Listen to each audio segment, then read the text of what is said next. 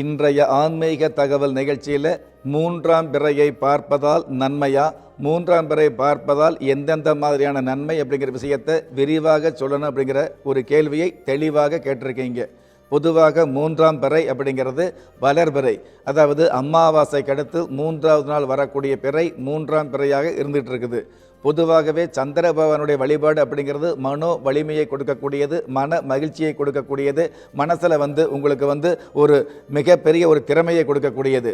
உலகத்தில் எவ்வளவுதான் கலக்கமான சூழ்நிலை இருந்தாலும் நீங்கள் விளக்கமான வாழ்க்கையை வாழணும் அப்படின்னா அதற்கு சந்திர பகவானுடைய அனுகிரகம் அப்படிங்கிறது சாந்தமாக வேணும், கச்சிதமாக வேணும், சத்தியமாக வேணும் ஒரு விஷயத்தை நம்ம உறுதியாகவே நம்பலாம்.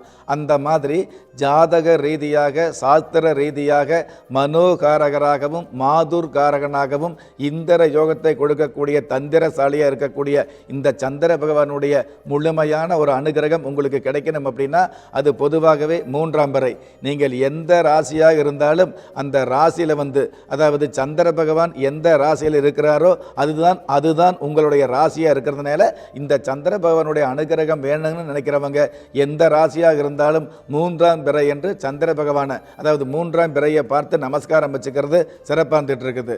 சாதாரணமாக இந்த பிறைகள் அப்படிங்கிறது சாதாரண நாட்களில் வானத்தில் சந்திரன் தெரிகிறது அப்படிங்கிறது அதாவது அரை மணி நேரம், ஒரு மணி நேரம், 6 மணி நேரம் தெரியக்கூடிய அமைப்புகள் இருந்துகிட்டு இருக்கும். ஆனால் மூன்றாம் பிறை என்னைக்கு பார்த்தீங்கன்னா வளர்பிறை சந்திரனாக இருக்கக்கூடிய வளர்ந்து வரக்கூடிய இந்த சந்திரன் ஒரு சிறிய கீற்று போல தெரிவார். அது ஒரு 5 நிமிஷம் மட்டும்தான் தெரியும். அந்த 5 நிமிஷத்தை தவற விடாமல் நீங்கள் மூன்றாம் பிறையை பார்த்து நமஸ்காரம் வச்சுக்கிறது, மூன்றாம் பிறையை பார்த்ததுக்கப்புறம் உங்களுடைய உள்ளங்கையை பார்க்கறது. பொதுவாக 2 உள்ளங்கையும் பார்க்கறது நல்லது. இருந்தாலும் ஆண்கள் மூன்றாம் பிறையை பார்த்ததுக்கப்புறம் வலது கையை வலது கை உள்ளங்கையை பார்க்கறது, பெண்கள் உங்களுடைய இடது கை உள்ளங்கையை பார்க்கறது சிறப்பாக இருந்துட்டு இருக்குது. மூன்றாம் பிறையை பார்த்ததுக்கப்புறம் அன்பான மனைவியாக இருந்துன்னு வைங்களே, அந்த அன்பான மனைவியுடைய முகத்தை பார்க்கறது அல்லது உங்களுடைய அன்பு செல்வங்கள் பிள்ளை செல்வங்களுடைய முகத்தை பார்க்கறதெல்லாம் நல்லதாக இருந்துகிட்டு இருக்கும்.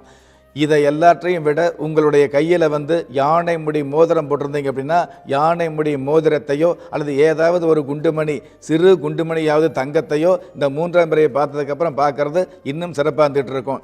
இந்த மாதிரியான வசதி வாய்ப்புகள் இல்லாதவங்க சாதாரணமாக ₹1 காயின்ஸு, அதாவது பணம் அப்படிங்கிறத விட காயின் சம்மந்தப்பட்ட விஷயங்களில் ₹1 காயின்ஸ் உங்களுடைய உள்ளங்கையில் வச்சுக்கிட்டு சந்திர பகவானை பார்த்து நமஸ்காரம் வச்சுக்கிட்டு அதுக்கப்புறம் அந்த காயின்ஸு, அந்த ₹1 காயின்ஸை ₹1 நாணயத்தை பார்த்தீங்க அப்படின்னா உங்களுடைய வாழ்க்கையில் சந்திரன் எப்படி வளர்பிறை அப்படிங்கிற சந்திரனுக்கு ஒரு அமைப்பு இருந்துகிட்டு இருக்குதோ அதே மாதிரி உங்களுடைய வாழ்க்கையில் மூன்றாம் பிறையை பார்த்ததுக்கப்புறம் ₹1 நாணயத்தை பார்த்தீங்க அப்படின்னா அந்த நாளிலிருந்து அடுத்து வரக்கூடிய நாட்களில் வளர்ச்சி கிடைக்கக்கூடியது, வளர்பிறை போல் வளர்ச்சி கிடைக்கக்கூடிய ஒரு சூழல்களையும் அதன் காரணமாக உங்களுக்கு மகிழ்ச்சி கிடைக்கக்கூடிய சூழல்களையும் குடும்பத்தில் சந்தோஷமான சம்பத்துக்கள் சேரக்கூடிய பாக்கியங்களையும்